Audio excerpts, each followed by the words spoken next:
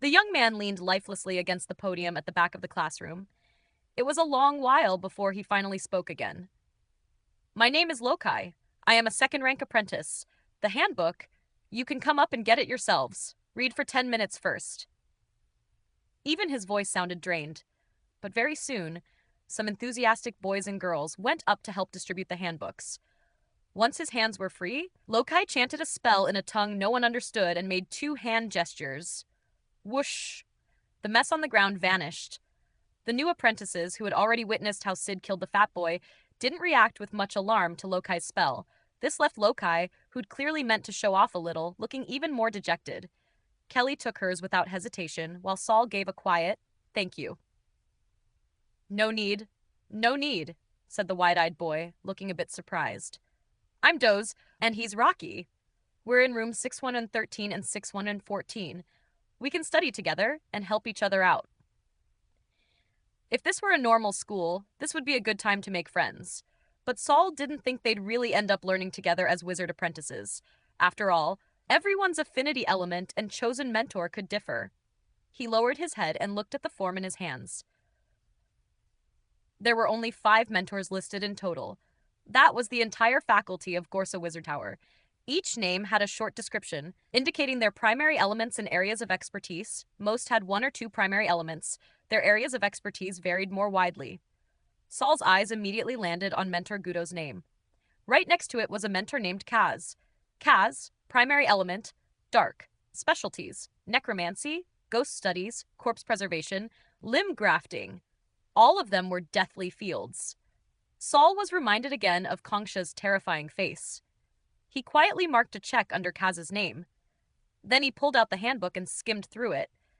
There were far more details and rules than what Gudo had said earlier. When he was a servant, he'd never encountered this many rules.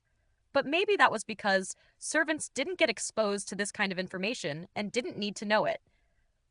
Just then, he noticed from the corner of his eye that Kelly, beside him, was frowning deeply, chewing on the cap of her ink pen. She hadn't moved in a while. "What's wrong? Has Kelly discovered some hidden message?" Kelly removed the pen cap and turned to Saul with a serious expression. "My strongest elemental affinity is fire, but there isn't a single mentor who specializes in it." Before Saul could respond, she looked back down at the form. "So I can only pick gold as my main element? Damn it. I'm not happy with that at all." While she said this, her tightly furrowed brows relaxed. Who could say how much of her frustration was real? This wizard tower wasn't a proper academy. With only 5 mentors, it was natural they couldn't cover every primary element. Just like Saul's dark element, only Kaz specialized in it. That thought made Saul's expression grow serious. Wait a second.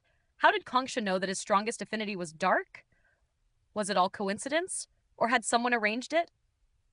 Staring at Kaz's name, Saul's brow furrowed slightly. Up on the platform, Lokai had finally recovered from his earlier slump. He straightened his back and asked the class kindly, "If you have any questions, now's the time to ask." Hands quickly went up. Some asked about the rules in the handbook. Others, like Kelly, had the same issue. Just as Saul had suspected, if a mentor for your strongest element wasn't available, apprentices had to choose their second strongest as their primary. In worse cases, it might be their third or even fourth. Lokai patiently explained for half an hour.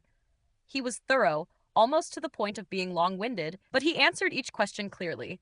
Even when he couldn't provide an answer, he pointed out what to watch out for. Even Saul became absorbed, temporarily forgetting Kongsha's shadow over his thoughts. Suddenly, Saul felt a poke on his arm. He turned his head and saw Kaylee retracting her finger, motioning with her eyes for him to look ahead to the right. Saul looked up and saw the boy who had stood in front of him during the apprentice test, the one who'd turned to glare at him. That same boy was now glaring at him again with hatred in his eyes. Once he noticed Saul had looked up, he held his gaze for a moment, then turned back around. "Who is he?" Saul leaned slightly to the left and whispered. Kelly still sat perfectly upright. "Duke Dot, his best friend, died on the way here.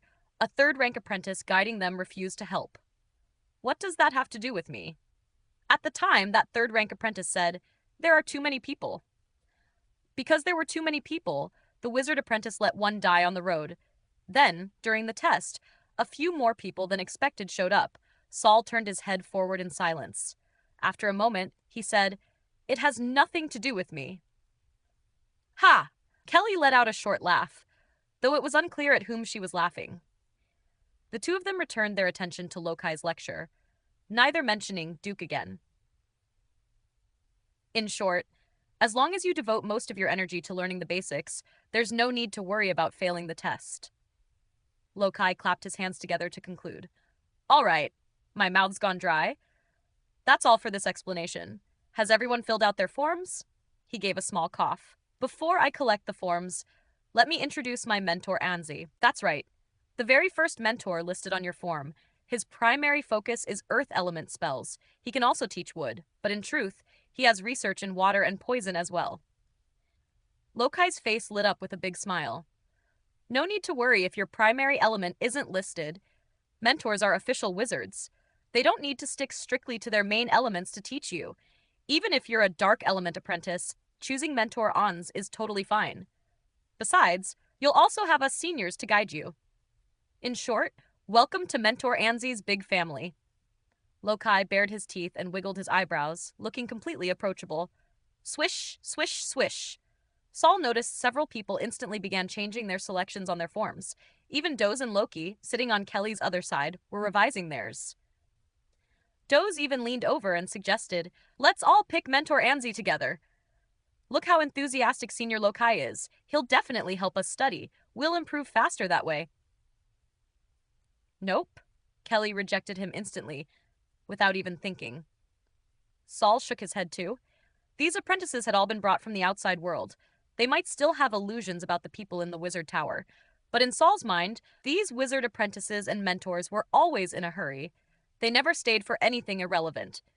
If one ever stopped in front of you, then don't be glad. That just means they might need to use you. And how would they use you? Saul's skeletal left hand was a constant reminder. If you have no strength, no value, then your body is all you have to offer. A 1 in 10 chance of survival, or none at all. Lokai finally finished pitching his mentor and asked everyone to bring their forms forward. Doze again tried to help deliver the forms for Kelly and Saul. But this time, both chose to bring them up themselves. As Saul approached the podium, he glanced sideways and was surprised to see that Kelly had chosen the very same mentor Gudo, who had come and gone in a storm earlier. After all, picking Gudo. After that, one retching display really did take a lot of courage. Once the forms were turned in, Lokai told them they could return to their dorms. A servant would deliver all necessary supplies. Everyone left in high spirits, bidding farewell to the senior as they made their way out.